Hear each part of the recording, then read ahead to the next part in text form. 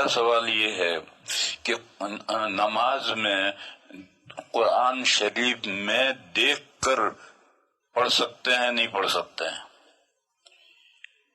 یہ مسئلہ اختلافی ہے. پہلے میں اس مسئلے کو خلاصہ بتا دوں.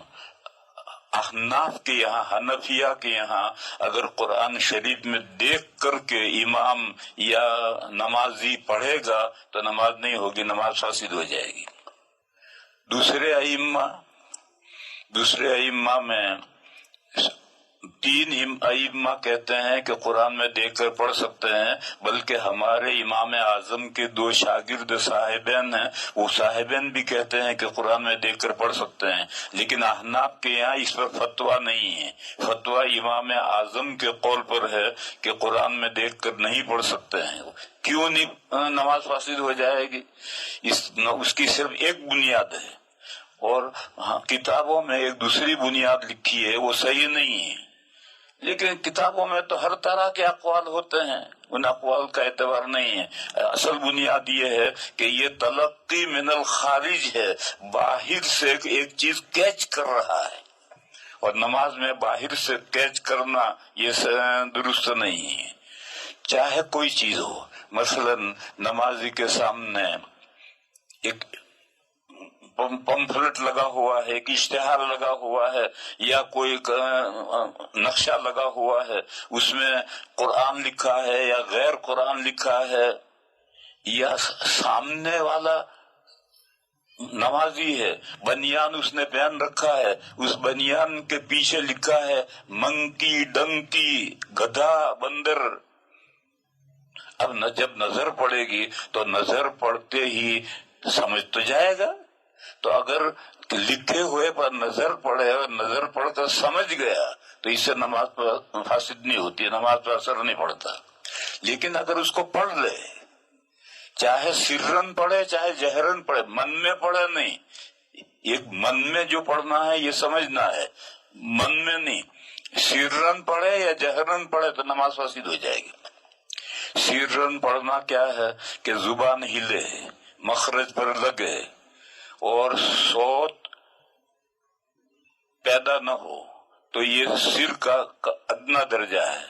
اور اگر صوت پیدا ہو اور خود سنے، پاس میں کھڑا ہوا نہ سنے، تو یہ اعلیٰ درجہ ہے.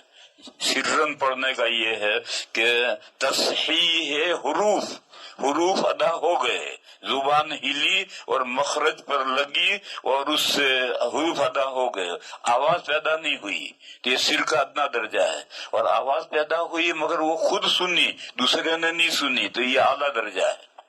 تو اگر اس طرح سے سرن پڑھے، اور دیکھو جو سری نمازیں ہیں، نفل نماز سری ہیں اور ظہر اور عصر کی نماز سری ہیں، ان میں سرن پڑھنا فرض ہے. اگر من میں پڑھے گا نماز نہیں ہوگی. کچھ لوگ ہیں کہ وہ پڑھتے ہیں، من میں پڑھتے ہیں، ہونٹ ان کے لگے ہوئے ہیں، ہونٹ ذرا نہیں ہل رہے اور من میں پڑھ رہے ہیں، تو من میں پڑھنے سے نماز نہیں ہوگی، نفل نماز بھی نہیں ہوگی، فرض بھی نہیں ہوگی. سرن جو پڑھنا ہے اس میں سرن پڑھنا ہے، اور سر یعنی آہستہ پڑھنے کا ادنا درجہ ہے تصحیح حروف ادا ہو جائیں، اور اعلیٰ درجہ ہے کہ آواز پیدا ہو اور خود سنے دوسرا نہ سنے. اور ایک ہے جہر، زور سے پڑھنا. زور سے پڑھنا یہ ہے کہ آواز پیدا ہو، اس کو کم سے کم دوسرا دائیں طرف والا آدمی یا بائیں طرف والا آدمی سن لے کہ آپ نے کیا پڑھا، تو یہ جہر ہے. بعض بندے نماز امام کے پیچھے نماز پڑھتے ہیں تو رکوع سجدے میں جاتے آتے تکبیرات اس طرح کہتے ہیں، اور رکوع سجدے میں تسبیحات اس طرح پڑھتے ہیں کہ دائیں بائیں والے سنتے ہیں، بلکہ دور تک سنتے ہیں. جبکہ یہ تسبیحات سرن کہنا سنت ہے. بس یہ جو اس طرح سے تسبیحات کہتے ہیں کہ دائیں بائیں والے دور تک سنتے ہیں، یہ سنت کے خلاف کرتے ہیں. ادنا درجہ جو جہر کا ہے وہ یہ ہے کہ دائیں بائیں سن لے تو جہر ہو گیا، اور یہ تسبیحات تو سری سنت ہیں، جہرن سنت نہیں. بہرحال جہر کا ایک درجہ یہ ہے کہ دائیں بائیں سن لیں، اور جہر کا سب سے بڑا درجہ کیا ہے؟ وہ ہے جو گدھا چلاتا ہے، इन्ना अनकरल अस्वात लसौतुल हमीर, इस तरह से चिल्ला रहा है बेजरूरत। इसीलिए किताबों में लिखा है कि मस्जिद में जरूरत से ज्यादा आवाज बुलंद करना मकरूह है। आजकल ये आफत आ गई है, लाउड स्पीकर एक फैशन बन गया है। मस्जिद में सफ एक सफ है, 1.5 सफ है, आखिर तक इतने ही नमाजी रहेंगे और लाउड स्पीकर से इमाम साहब नमाज पढ़ा रहे हैं। ये जरूरत से ज्यादा आवाज बुलंद करना है। तो इसलिए जहर का आला दर्जा उसकी तो कोई हद ही नहीं है, और अदना दर्जे की हद ये है। तो मैं ये कह रहा हूँ कि चाहे सामने लिखा हुआ है उसको जहरन पढ़ ले तो भी नमाज फासिद, और सिर्रन पढ़ ले तो भी नमाज फासिद, और मन में पढ़े यानी नजर पड़ी और समझ गया, ये जो समझ गया ये मन में पढ़ना है, इससे नमाज फासिद नहीं होगी। चाहे वो सामने कुरान करीम रखा हुआ हो और उसको देख करके उसने सिर्रन या जहरन पढ़ा तो नमाज फासिद होगी। या कुरान करीम के अलावा कुछ भी पढ़ रखा हुआ हो, वो उर्दू में हो, फारसी में हो, अंग्रेजी में हो, किसी भी जुबान में हो, और उसको जहरन या सिर्रन पढ़ लिया तो नमाज फासिद हो गई। अमल से इसका कोई ताल्लुक नहीं, चाहे अमल सिरे से अमल न हो। आज मैं एक मरतबा वैंकूवर, ये कनाडा के मगरिबी किनारे पर वैंकूवर है, वहां से फिर फेरी में जाते हैं, एक बहुत दूर अंदर एक जजीरा है विक्टोरिया, तो वहां हम विक्टोरिया में एक मरतबा गए, तो वहां एक मस्जिद है, छोटा सा जजीरा है, और उस जजीरे में उन्होंने 2 चीजें डिस्प्ले कर रखी, 3 चीजें। एक तो ये कि हजरत मूसा अलैहिस्सलाम जब तूर पर गए तो वहां अल्लाह ताला से जो हम कलामी हुई, तो उस वक्त में के साए का गिरा था और अल्लाह ने मूसा अलैहिस्सलाम ने आग पर दरख्त पर आग देखी थी, और मूसा अलैहिस्सलाम को हुक्म हुआ था कि चप्पल निकाल दो, तुम मुकद्दस वाती हो। ये सारा डिस्प्ले कर रखा है। दूसरा उन्होंने इस डिस्प्ले किया है कि ईसा अलैहिस्सलाम जब आसमान पर उठा लिए गए तो उसके बाद एक जुमा के दिन गुड फ्राइडे को तशरीफ लाए थे, और उन्होंने अपने 12 हवारियों के साथ मीटिंग की थी। तो उसमें उन्होंने फोटो बना रखे हैं, 12 हवारी बना रखे हैं, बीच में ईसा अलैहिस्सलाम बिठा रखे हैं, और उनके सामने आपस में क्या उन्होंने ईसा अलैहिस्सलाम ने हिदायत दी थी, ये सब उन्होंने डिस्प्ले किया है। और तीसरा उन्होंने डिस्प्ले किया था कि पहले पुराने जमाने में फांसी किस तरह मारी जाती थी, गर्दन किस तरह काटी जाती थी, वो एक जगह पर वो बाकायदा काट कर बताते हैं, और वहाँ नाबालिग बच्चों को जाने की इजाजत नहीं है, बालिग मर्द ही जाएंगे। तो ये सब चीजें हैं, इनके देखने में भी बहुत सी चीजें इबरत हासिल होती है। तो मैं अपने दोस्तों के साथ वहाँ विक्टोरिया में गए, तो वहाँ हम सबसे पहले उतर करके एक मस्जिद थी, उस मस्जिद में गए। उस मस्जिद में, ये अरबों की मस्जिद थी, वहाँ अरब थे, अरब के अलावा दूसरे लोग नहीं थे।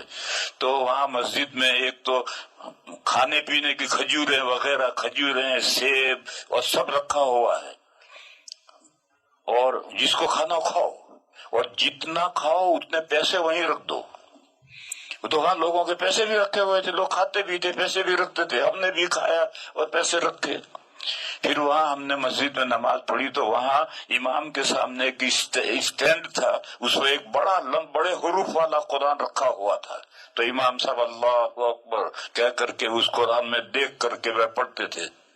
वो एक सफा इतना था कि उसमें एक रकात में पढ़ लिया, दूसरी रकात में वो सफा यूं पलट देते होंगे दूसरे शफे के अंदर। बहरहाल इतने बड़े बड़े हुरूफ का कुरान वहाँ स्टैंड पर रखा हुआ था कि इमाम अपने मुसल्ले पर खड़ा हुआ देख करके बहुत आसानी से पढ़ सकता है। बहरहाल अमल से इसका कोई ताल्लुक नहीं, इसका किताबों में लिखा है। मैं नहीं कहता कि नहीं लिखा, मगर किताबों में लिखी हुई हर बात सही नहीं होती है। देखो मैं इसकी मिसाल दूं,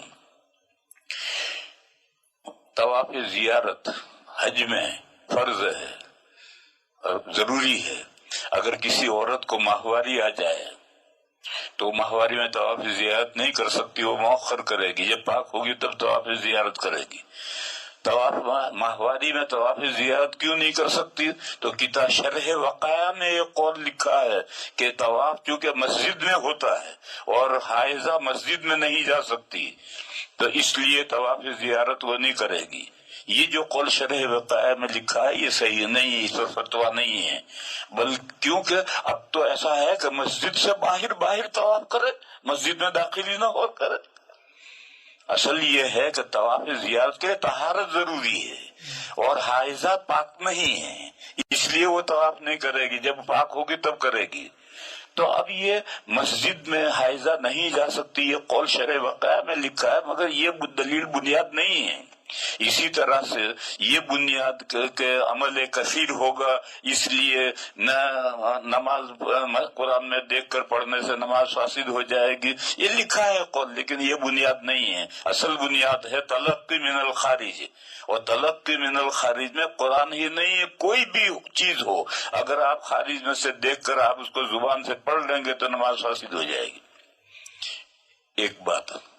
دوسری بات یہ میں کہہ رہا تھا کہ دیکھو تقلید واجب ہے، تقلید فرض ہے، لیکن قرآن میں جو احکام ہوتے ہیں ان کو فرض کہتے ہیں، لیکن جو اس سے نیچے کے احکام ہے اس کے لیے واجب کا لفظ استعمال کرتے ہیں۔ تقلید واجب ہے، اور تقلید کے علاوہ تقلید شخصی بھی واجب ہے، اور یہ دو مسئلے بہت ہلکے پھلکے مسئلے ہیں، کوئی بہت لمبے چوڑے مسئلے نہیں ہیں۔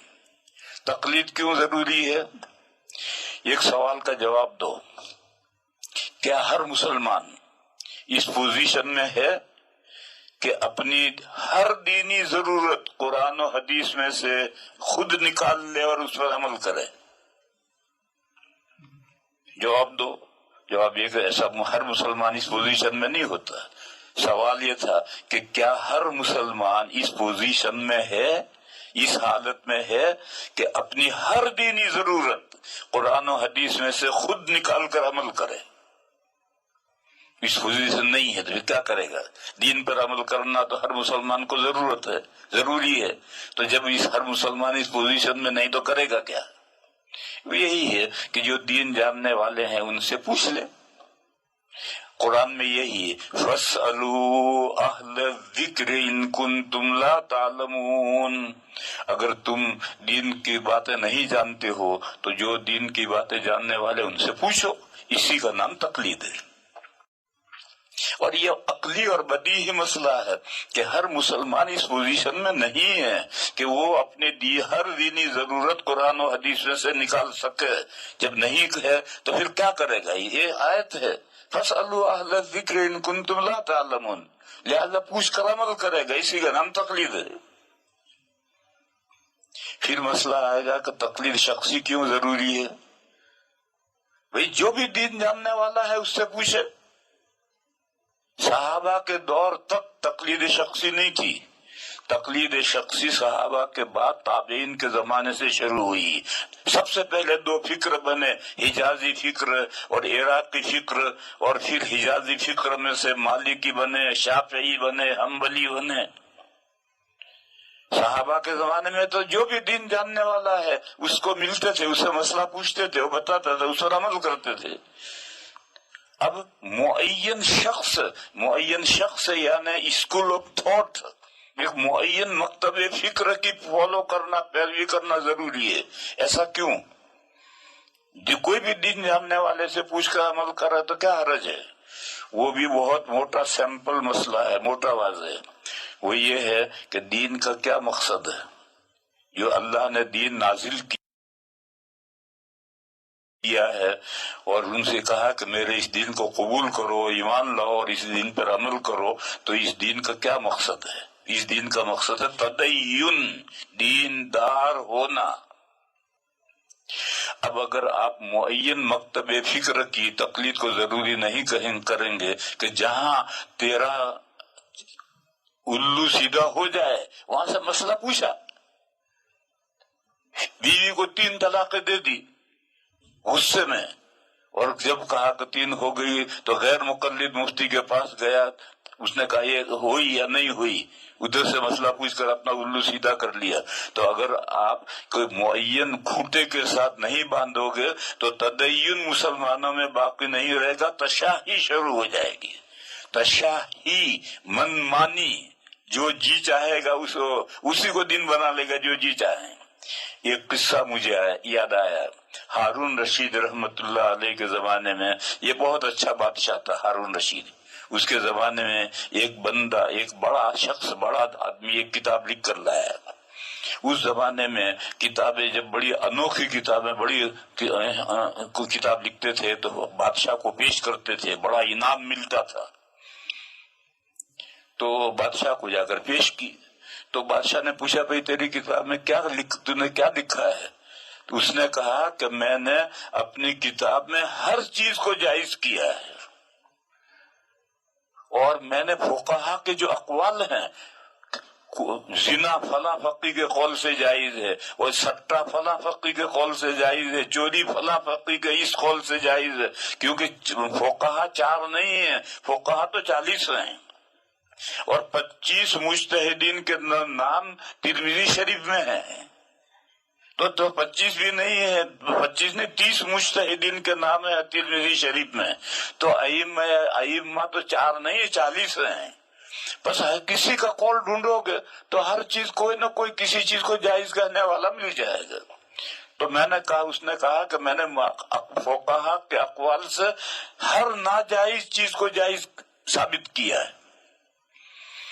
بادشاہ نے کہا اچھا۔ ایک آدمی سے کہا کتاب لے، اور لے کر اس کے سر پہ بجا، اتنا بجا کہ یہ ریزہ ریزہ چورا چورا ہو جائے۔ وہ بڑی بہترین جلد بنا کر لایا تھا بادشاہ کو پیش کرنے کے لیے، اس نے لے کر مارنا شروع کیا، ریزہ ریزہ ہو گیا، کہا تیرا یہی انعام ہے۔ تو میرے بھائیوں، اگر ایک کھوٹے سے نہیں باندھا جائے گا تو پھر یہ صورتحال پیش آئے گی، تشہیر شروع ہو جائے گی۔ آج کل AKDVوں کا دور چل رہا ہے، آج کل اجتماعات ہو رہے ہیں، اور آج کل کوشش کر رہے ہیں کہ کسی بھی فقی کا کوئی قول مل جائے تو اس کو لے کر کے چیز کو جائز کر دو، حلال کر دو۔ ایسا کرنے جاؤ گے تو پھر سارے دین کا کبڑا ہو جائے گا، تشہیر شروع ہو جائے گی، تدین باقی نہیں رہے گا۔ اس لیے میرے بھائیوں، اس مسئلے کو سمجھو کہ تقلید بھی واجب ہے اور شخصی تقلید بھی واجب ہے۔ اور تقلید کے معنی کیا ہے؟ تقلید کے معنی غلط فہمی پیدا کی ہے۔ کا تقلید یہ ہے کہ ہم اپنے گلے میں پٹا ڈالو اور اس میں رسی باندھ کر کے دوسرے کو دے دو کہ لے مجھے جہاں تو چاہے لے جا۔ یہ تقلید ہے، یہ تقلید نہیں، یہ تقلد ہے۔ آپ عربی نہیں جانتے، جو لوگ عربی جانتے ہیں وہ جانتے کہ یہ تقلید نہیں، یہ تقلد ہے۔ تقلید کے معنی تو ہے ہار پہنانا، ذمہ داری سونپنا۔ جیسے تقلید القاضی، بادشاہ نے کسی کو قضا کا عہدہ، جج کا عہدہ دیا تو تقلید القاضی ہے۔ اسی طریقے پر کسی کو کوئی لیڈر تھا، اس کو پھول ہار پہنایا تو یہ تقلید ہے، ہار پہنانا۔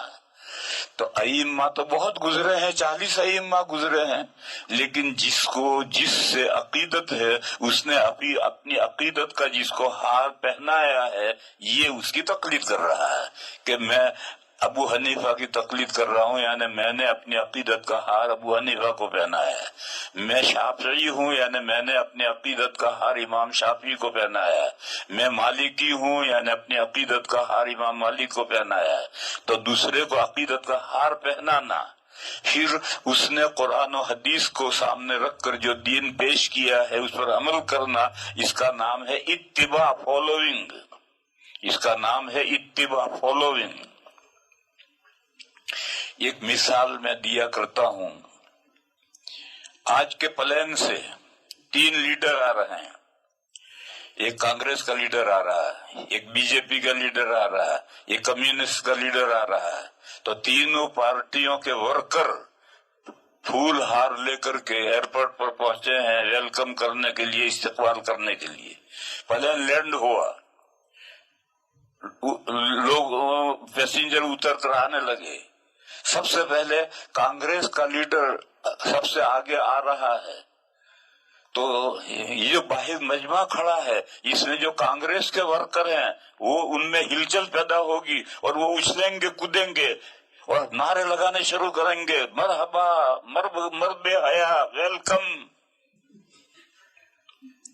پھر جب وہ امیگریشن سے گزر کر آئے گا تو یہ جو ورکر ہیں یہ سب مالائیں ہار پہنائیں گے، پھر وہ جب چلے گا تو اس کے پیچھے پیچھے یہ چلیں گے، یہ جو مالائیں پہنائی یہ تقلید ہے، اور پھر جو یہ چلا اس کے پیچھے جا رہے ہیں یہ اتباع ہے، یہ فالوئنگ ہے، اور دوسرے دو پارٹیوں کے ورکر کھڑے رہیں گے۔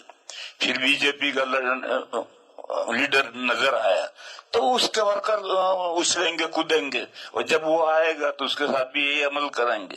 پھر کمیونسٹ والے چپ چاپ کھڑے ہیں، جب ان کا آخر میں ان کا لیڈر آئے گا تو وہ یہی اچھلیں گے کودیں گے اور وہ بھی یہی کریں گے۔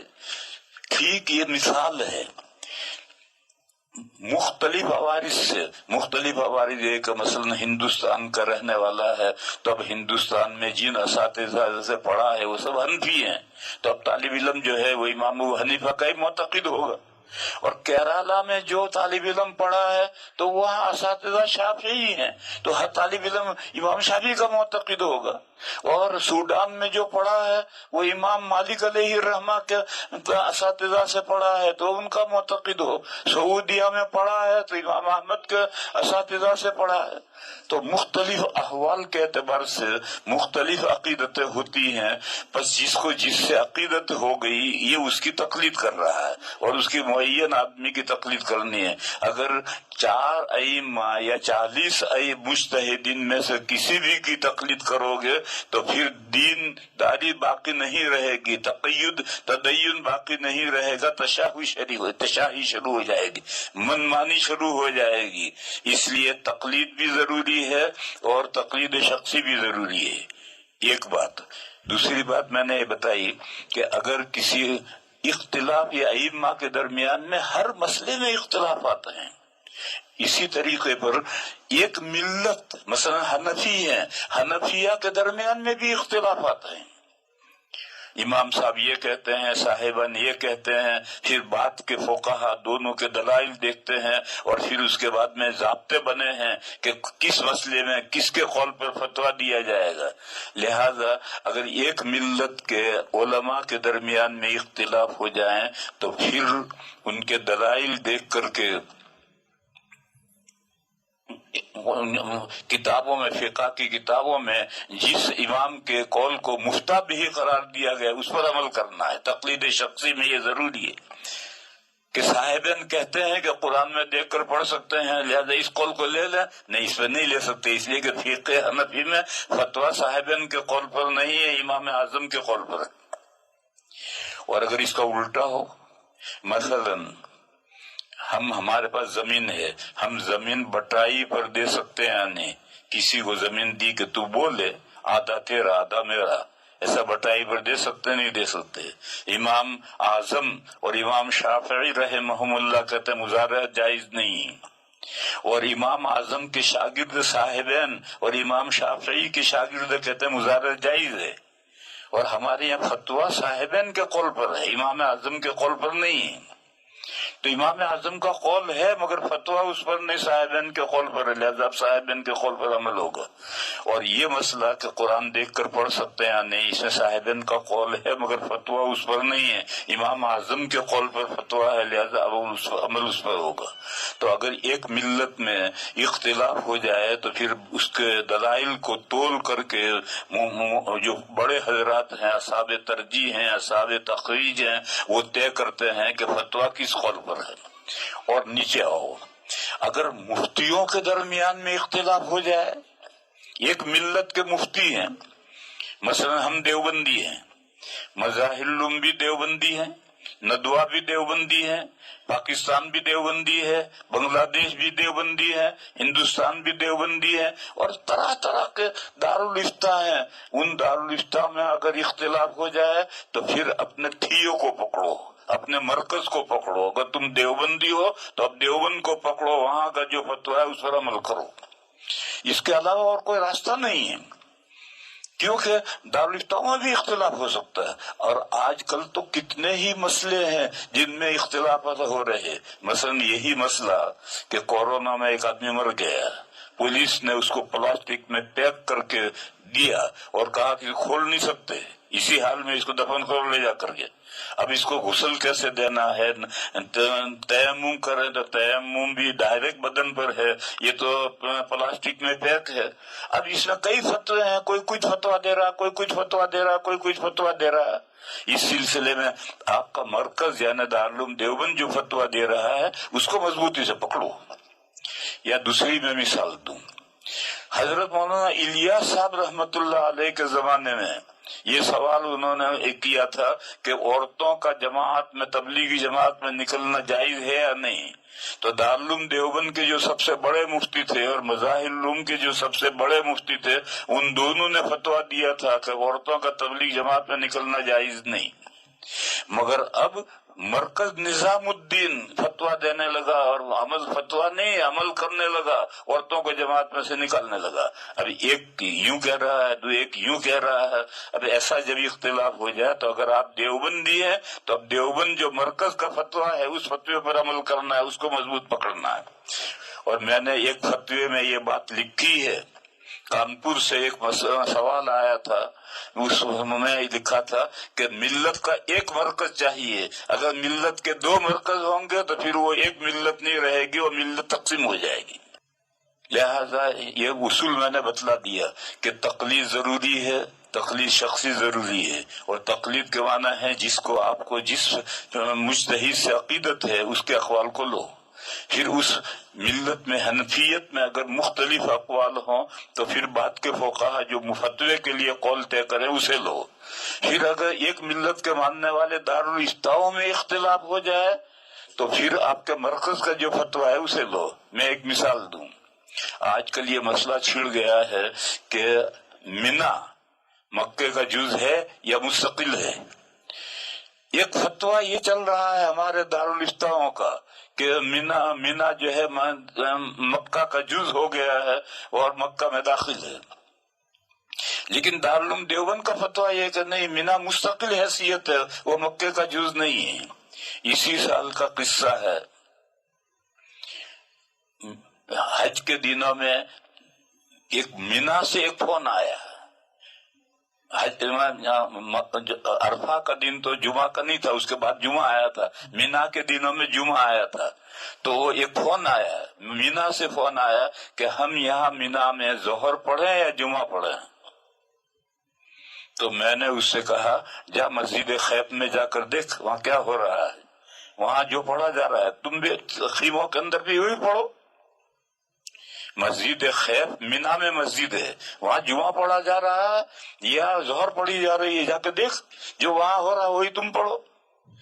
پھر اس کا جواب نہیں آیا، پھر اسے جا کے دیکھا، نہیں دیکھا کیا ہوا، کوئی جواب نہیں آیا۔ لیکن جب حاجی آئے تو دارالعلوم دیوبند کے ایک مفتی صاحب تھے، وہ بھی حج میں گئے ہوئے تھے، تو میں نے ان سے پوچھا کہ بھئی مینا کے دنوں میں جو جمعہ آیا تھا تو مسجد خیف میں کیا پڑھا گیا، تو ان کا ظہر پڑھی گئی۔ گویا وہاں یہ مسئلہ طے ہے کہ مینا مکہ کا جز نہیں ہے، اگر مکہ کا جز ہے تو وہاں مینا جمعہ پڑھنا چاہیے، جمعہ نہیں پڑھا گیا، ظہر پڑھی گئی۔ تو اب ایک فتویٰ یہ ہے کہ مینا مستقل ہے، دارالعلوم دیوبند کا فتویٰ یہ ہے، اور ایک فتویٰ یہ ہے کہ مینا مکہ کا جز ہے۔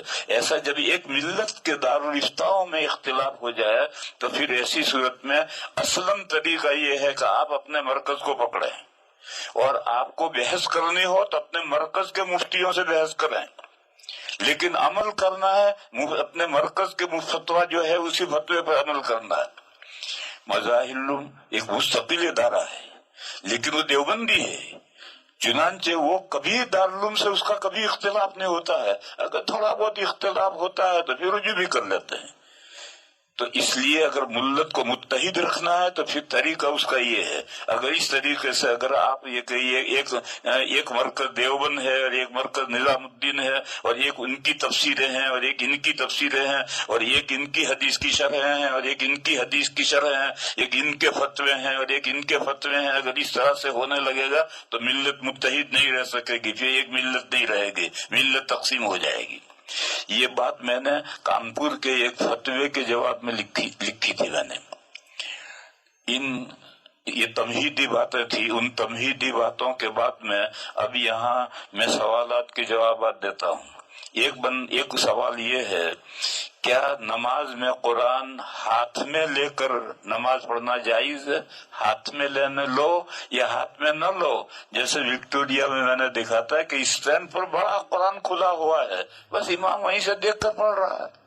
اس کی دوسری شکل یہ ہے کہ اسکرین چل رہی ہے، امام کے سامنے اسکرین چل رہی ہے اور وہ پڑھ رہا ہے اور پھر اسکرین جاتی ہے پڑھ رہا ہے. ہاتھ میں لینا تو کوئی ضروری نہیں، قرآن میں دیکھ کر پڑھ رہا ہے تو نماز نہیں ہوگی. نماز میں قرآن دیکھ کر پڑھنے کے عدم جواز پر علماء احناف اکثر دو دلیلیں پیش کرتے ہیں. نہیں کرتے، کتابوں میں دو دلیلیں لکھی، علماء نہیں پیش کرتے. دو دلیلیں کتابوں میں لکھی ہیں، اور وہ کتابوں میں جو لکھی ہیں دو باتیں ان میں سے ایک صحیح ایک صحیح نہیں ہے. جیسے میں نے کہا کہ طواف زیارت حائضہ نہیں کر سکتی، اس کے لیے شرح وقائع میں جو وجہ لکھی ہے وہ صحیح نہیں ہے، اس کی وجہ دوسری ہے. عمل کثیر تلقی من الخارج، جہاں تک بات عمل کثیر کی ہے تو صحیح بخاری میں حدیث نمبر کے مطابق حضور کا اپنے نواسی امام کو، یہاں رکو پھر ایک بات اور سمجھاؤں. حدیث اور سنت ایک نہیں ہے، حدیث اور سنت ایک نہیں ہے. حدیث الگ ہے، سنت الگ ہے، لیکن بالکل الگ نہیں ہے، تباین کی نسبت نہیں ہے. حدیث چار چیزوں کا نام ہے: نبی پاک صلی اللہ علیہ وسلم کا ارشاد، نبی پاک صلی اللہ علیہ وسلم کا عمل، نبی پاک صلی اللہ علیہ وسلم کے سامنے مومن نے ایک کام کیا، حضور نے اس کو برقرار رکھا، اس کو نکیر نہیں کی، تقریر. اور نبی پاک صلی اللہ علیہ وسلم کے ذاتی احوال کہ حضور کے دانت ایسے تھے، سامنے کے دو دانتوں کے بیچ میں ذرا سا کشادگی تھی، آنکھیں ایسی تھی، بال ایسے تھے، کان ایسے تھے، چال ایسی تھی، ڈھال ایسی تھی. یہ چار چیزوں کا نام حدیث ہے.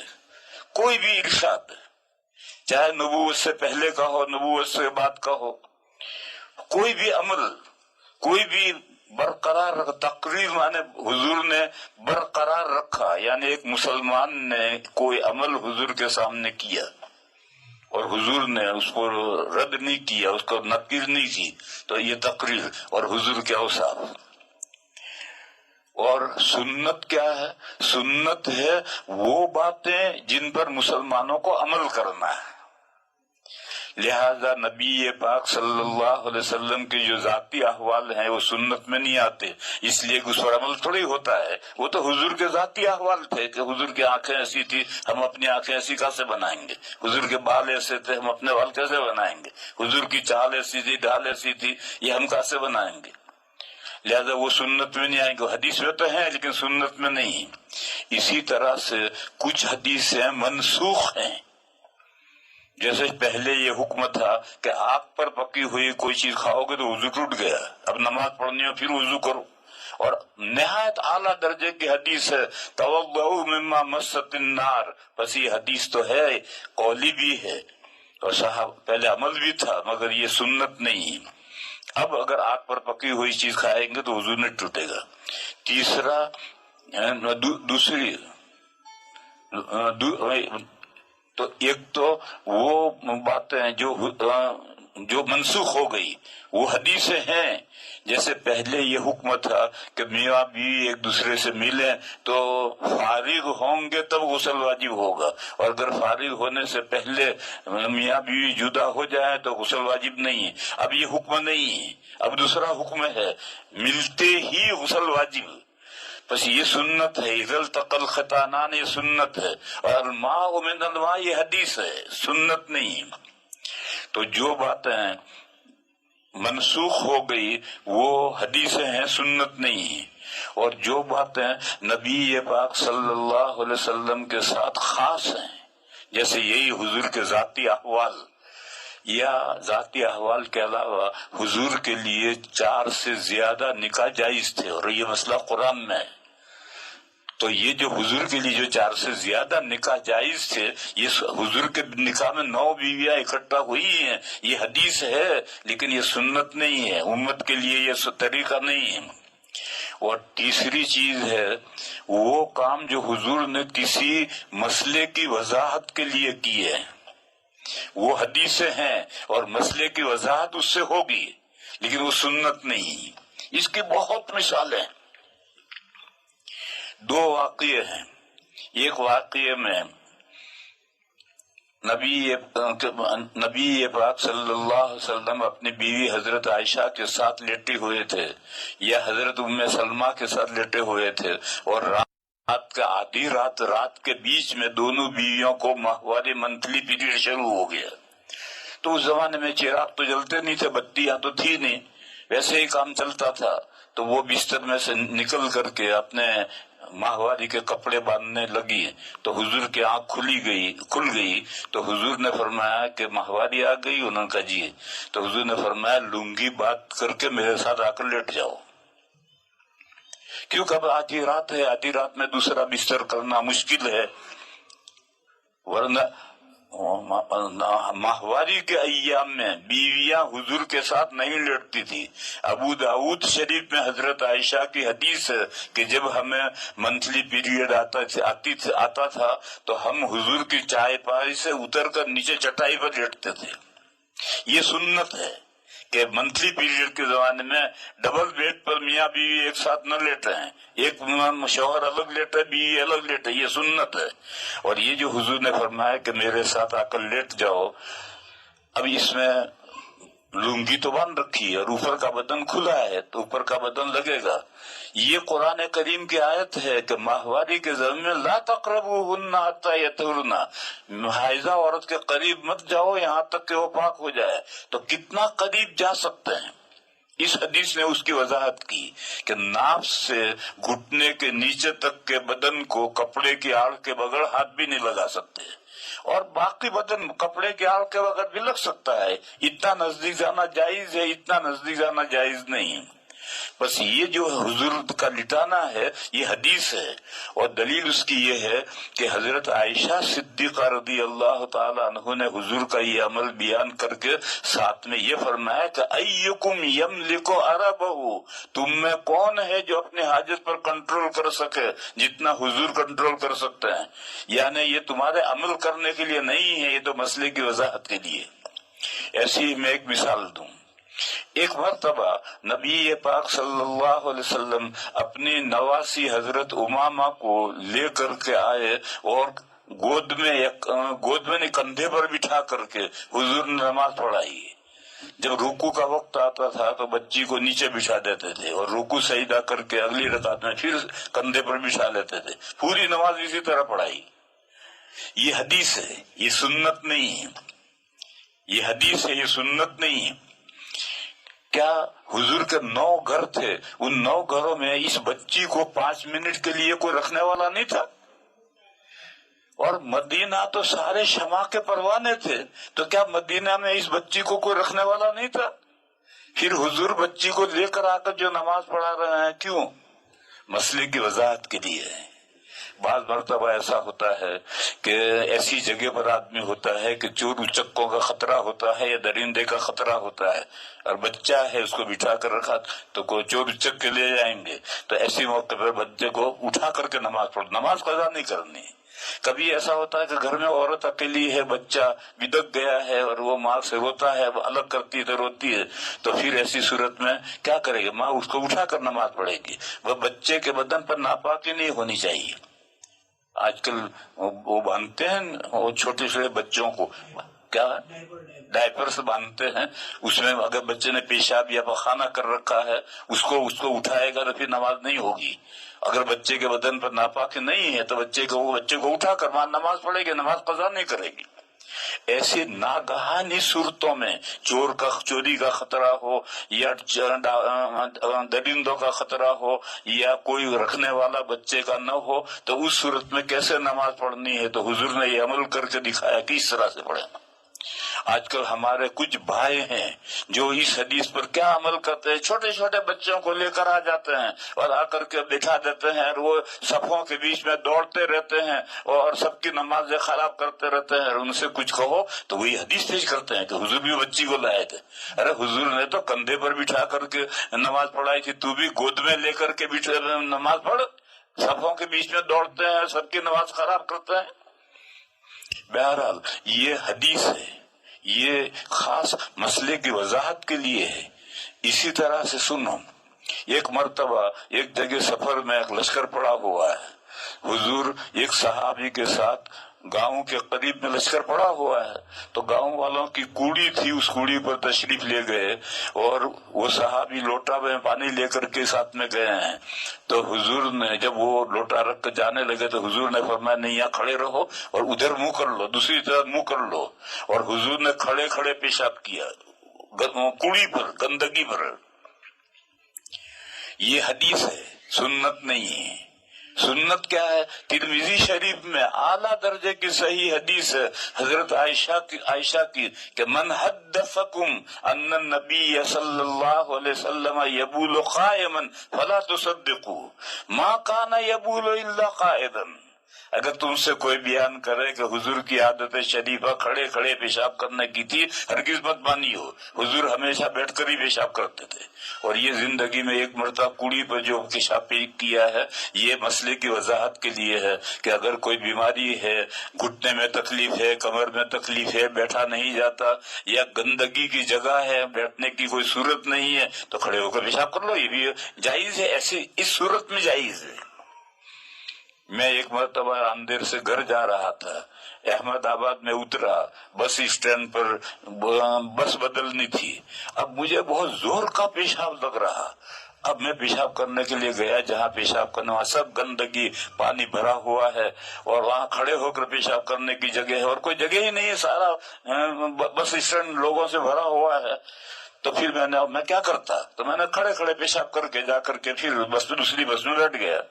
तो ऐसी मजबूरियां आती हैं। बवासीर का ऑपरेशन करवा रखा है, मस्से बांध रखे हैं, बैठा नहीं जाता है, कमर में तकलीफ है, बैठा नहीं जाता। या आजकल मेरी सूरत हाल ये है कि मैं ये जो वेस्टर्न टॉयलेट है उस पर तो पेशाब करने के लिए छोटे बड़े स्टंजे के लिए बैठ सकता हूँ, नीचे बैठू तो फिर मुझसे खड़ा हुआ ही नहीं जाता। तो ऐसी मजबूरियों के लिए ये अमल हुजूर का है, बस ये अमल मसले की वजाहत के लिए है, ये सुन्नत नहीं है। हदीस है, सुन्नत नहीं है। और खास मौके पर अमल के लिए ये बयान है। ये मैंने 2-3 मिसालें दी कि वो हदीस हैं जिनमें कोई खास बात है, किसी खास वजह से। तो ये जो हुजूर नवासी को लेकर बिठाकर हाथ पकड़ कर नहीं, कंधे पर बिठाकर नमाज पढ़ाई थी, तो ये मसले की वजाहत के लिए था, इसको दलील में नहीं लाएंगे। ये सुन्नत नहीं, ये तो हदीस है। और मेरे भाइयों, तमाम किताबों में बाबुल एतिसाम बिल किताब व सुन्नह लफ्ज आया है, वाला हदीस नहीं आया है। बुखारी में भी यही है, मिशकात में भी यही है, और हदीस में भी ये है, अलैकुम बिसुन्नती व सुन्नतिल खुलफा, मेरी सुन्नत पर मजबूत पकड़ो। हदीस का लफ्ज नहीं आया है। और मिशकात में जहाँ यह बाब आया है वहाँ 6 हदीसें हैं। सब हदीसों में सुन्नत को मजबूत पकड़ने का हुक्म है। हदीसों को याद करने का फजीलत बयान की, हदीसों को याद करके आगे बढ़ाओ, उसकी फजीलत बयान की। लेकिन हदीस को मजबूत पकड़ो, ऐसी कोई एक हदीस भी नहीं। हर हदीस में सुन्नत ही को मजबूत पकड़ने का है। बस ये बंदा जो दलील में पेश कर रहा है कि हुजूर नवासी को ले आए थे, ये इस्तिदलाल सही नहीं, ये तो सुन्नत नहीं है, ये तो एक हदीस है, मसले की वजाहत के लिए है।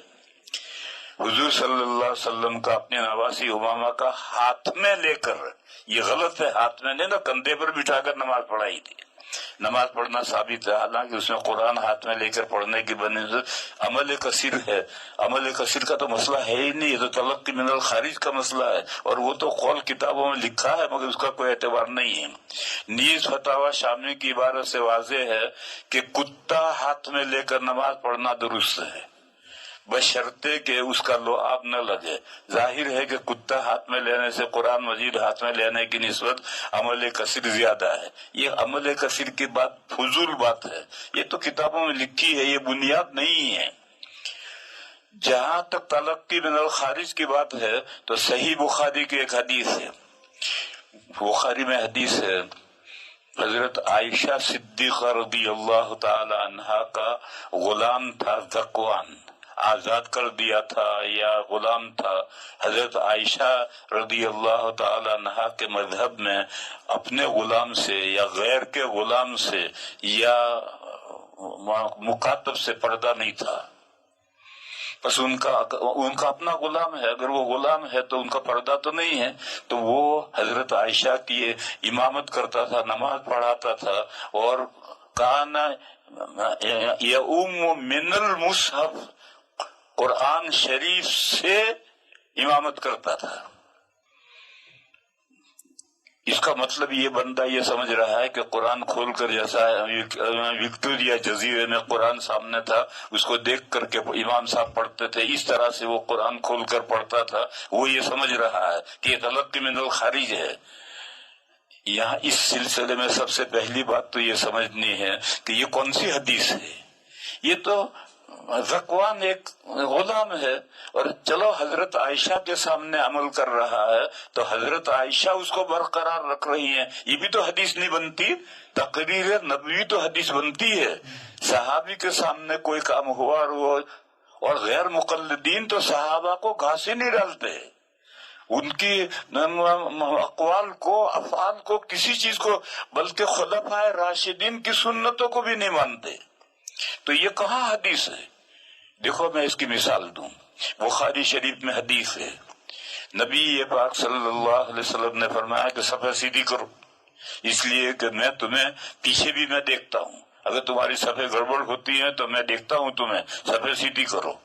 ये हदीस, यहाँ तक तो हदीस आई है। फिर रावी कहता है कि सहाबा ये करते थे कि पैरों को पैरों से मिलाते थे, टखनों को टखनों से मिलाते थे। ये अब ये सहाबा का अमल है, हुजूर ने नहीं फरमाया कि तुम पैर से पैर मिलाओ या टखने से टखने मिलाओ, हुजूर ने नहीं फरमाया। हुजूर की तो इरशाद ये है कि सफ़े सीधी करो, मैं पीछे देखता हूँ। उस पर अमल करने के लिए सहाबा यूं करते थे। हाफिज इब्न हजर अलैहि रहमा जो बुखारी के शारे हैं, उन्होंने लिखा है कि ये सहाबा इस तरह से सफ़े सीधी करते थे, और सफ़े सीधी मुबालगा करने के लिए ये है कि इस तरह से टखना टखना से मिलाकर देखते थे, और पूरा पैर पैर से मिलाकर, और खास तौर पर टखना टखने से मिलाकर, तो अब बिल्कुल सब सीधी हो जाएगी।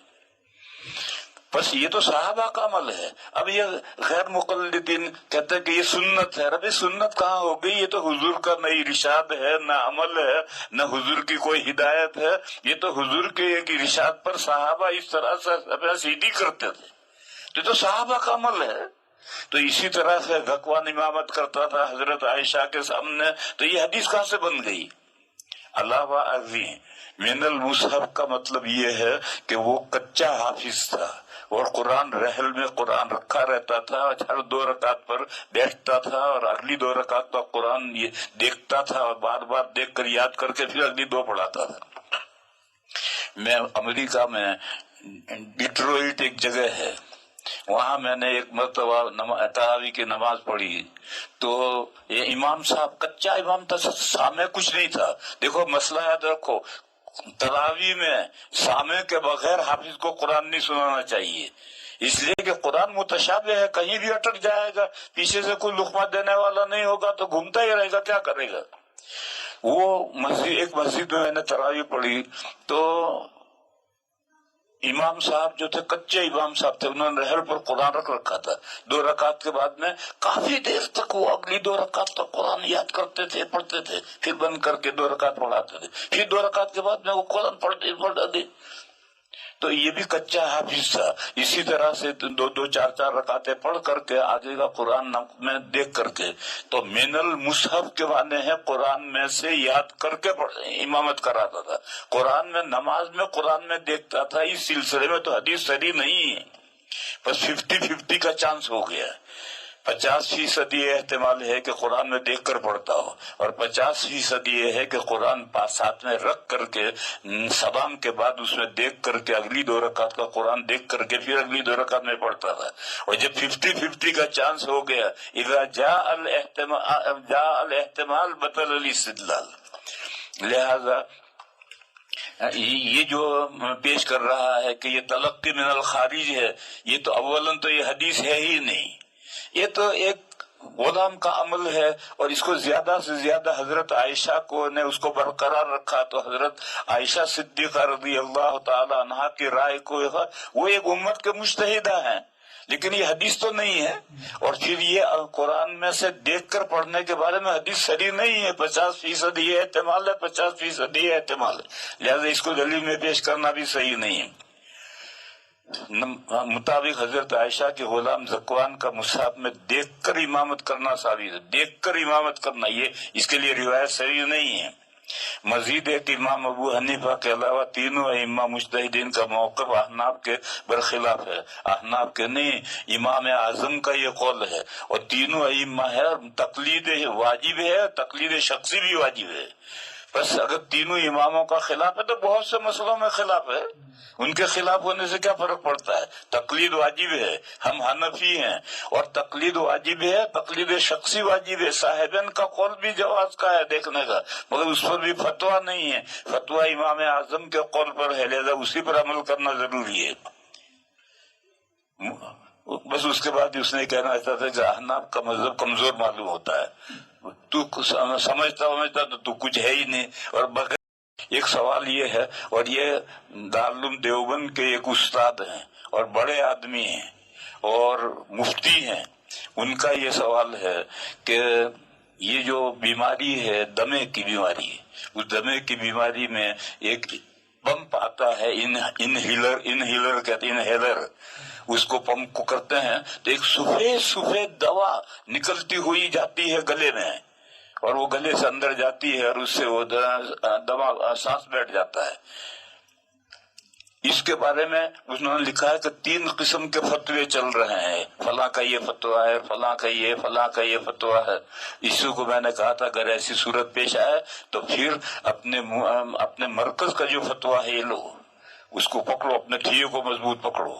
دارالعلوم دیوبند کا فتویٰ یہ ہے، دارالعلوم دیوبند کا فتویٰ یہ ہے کہ روزے میں انہیلر، جس کو دمے کی بیماری ہے اس کو بھی روزہ رکھنا ہے، اور صبح سحری کے وقت میں خوب انہیلر لے لے. انشاءاللہ دن پر ضرورت پیش نہیں آئے گی. لیکن اگر خدا نخواستہ ضرورت پیش آ جائے اور انہیلر لینا پڑے تو اس سے روزہ ٹوٹ جائے گا. لیکن روزہ ٹوٹنے کے بعد بقدر ضرورت انہیلر لے، اور روزہ قابو میں، طبیعت قابو میں آ گئی. اب اس کے بعد امساک ضروری ہے، اب کچھ کھا بھی نہیں سکتا. اب روزہ افطاری تک امساک ضروری ہے، اور پھر وہ روزے کی قضا کرے گا، کفارہ نہیں آئے گا. دیکھو اس کی میں مثال دوں، یہ ڈائبٹیز جو ہے یہ بھی بڑی باولی بیماری ہے. یہ اگر بڑھ جائے تو بہت خطرناک نہیں ہے، لیکن گھٹ جائے اور 80 سے نیچے آ جائے تو پھر بہت مشکل ہو جاتا ہے. مجھے پچھلے سالوں میں 3 مرتبہ روزے توڑنے پڑے ہیں. ڈائبٹیز گھٹ گئی میری. ایک اٹلانٹا میں تھا اور 11-12 بجے شوگر گھٹ گئی، مجھے روزہ توڑنا پڑا. اور 2 مرتبہ شکاگو میں مجھے روزہ توڑنا پڑا، حالانکہ میں نے گلوکوز کا انجیکشن بھی لیا مگر قابو میں نہیں آئی بات، تو مجھے روزہ توڑنا پڑا. تو میں نے شوگر کو بحال کرنے کے لیے جو میٹھا کھانا پڑتا ہے وہ کھا لیا، بس وہ کھا لیا. اس کے بعد پھر امساک، اب دوسرا نہیں کھا سکتے، اب افطاری اور وہ روزے کی قضا کریں گے. تو یہ جو ڈائبٹیز ہے گھٹنا بڑھنے میں تو اگر 600-700 تک چلی جائے تو پھر برن ہیمریج کا اندیشہ ہوتا ہے، لیکن ایسا بہت کم ہوتا ہے. لیکن گھٹتی ہے، लिहाजा घटती है तो फिर आदमी अगर 60 से नीचे आ जाएगी तो कोमे में चला जाएगा। बस डायबिटीज का और दमे का एक ही हुक्म है, डायबिटीज वाले को भी रोजा रखना है। मैं 30 साल से डायबिटीज में हूँ और बराबर रोजा रखता हूँ, और रमजान में दवाएं आधी कर देता हूँ, इंसुलिन भी आधा लेता हूँ। क्यों? मुझे रोजा तोड़ना पड़ा, मैंने इंसुलिन लिया, खाया कम, तो मुझे शुगर घट गई। तो इसलिए रमजान में रोजा, डायबिटीज की वजह से रोजा तो बार बार खाना पड़ेगा, कुछ भी नहीं बार बार खाना पड़ेगा। डायबिटीज के लिए तो ये फाका भूखा रहना, रोजा सबसे ज्यादा मुफीद है, इससे ज्यादा मैंने कोई चीज मुफीद नहीं पाई। बहरहाल डायबिटीज और ये दमा दोनों का एक हुक्म है। इसमें जब सांस उठ जाता है तो फिर इनहेलर लेना पड़ता है, और इसमें जब शुगर घट जाती है तो मीठा खाना पड़ता है। तो अगर ऐसी जरूरत पेश आए तो इनहेलर ले लो, रोजा टूट जाएगा। फिर उसके बाद इमसाक करो, शुगर घट जाए तो कोई खाकर रोजा तोड़ दो, और शुगर को बहाल हो जाए इतना खा लो, फिर उसके बाद में इमसाक करो। फिर इन रोजों की कज़ा आएगी, कफारा नहीं आएगा। ये दारुल उलूम देवबंद का यही फतवा है, और दलील उसकी ये है कि आप इनहेलर कहीं से लाओ और उसको पंप को दबाओगे तो अंदर से सफेद सफेद दवा निकलती हुई महसूस होगी। तो जब जिस्मदार दवा जिसम गले में पहुंचती है तो उससे रोजा टूट जाता है। उसके अलावा जो 2 फतवे हैं उन फतवों को रहने दो, 2-3 फतवे हैं उन फतवों को रहने दो। दारुल उलूम देवबंद का यही फतवा है, उसी पर अमल करो। बस ये 2 सवाल मैंने आज हल किए, और बाकी जितने सवालात, बहुत सारे सवालात हैं, वो सवालात अब 12 बज गए हैं, फिर इंशाअल्लाह देखेंगे। अब आइंदा जब तक ये सवालात खत्म न हो दूसरे